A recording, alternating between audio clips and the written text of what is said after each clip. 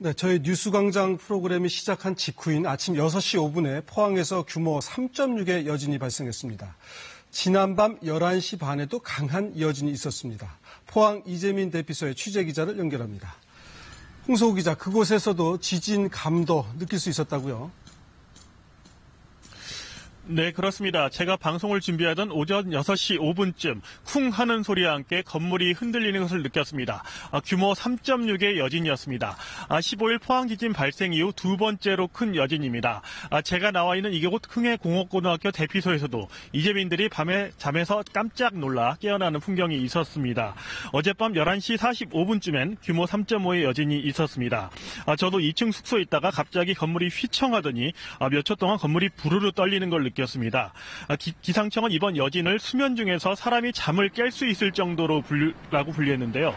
정말 그랬습니다.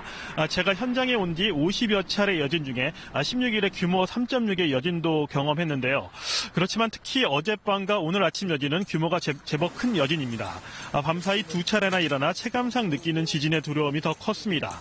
오늘 아침 여진은 다시 설명드리면 오전 6시 5분 경북 포항시 북구 북쪽 11km 지점에서 발생했습니다. 이번 여진으로 인해 피해가 보고된 사례는 아직 없습니다.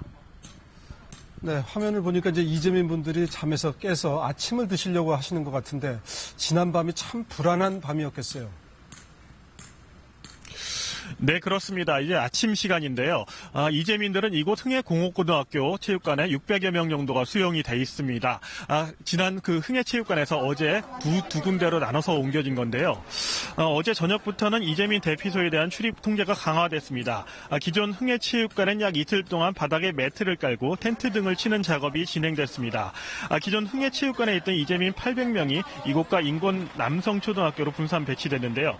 포항시는 집이 크게 부서진 이재민은 장기, 그렇지 않은 경우는 단기로 나눠 흥해체육관으로 다시 옮기거나 귀가를 유도한다는 방침입니다. 밤사이 집계된 이재민 수는 1,099명으로 여전히 1,000명 선을 유지하고 있습니다. 장기간 이재민의 경우 정부에서 LH 장기 임대 160세대를 제공할 방침입니다. 한편 어젯밤까지 집계된 민간 시설 피해는 모두 5,569건입니다. 하루 사이 2,000여 건이나 늘었는데 뒤늦게 신고가 이루어졌기 때문으로 분석됩니다.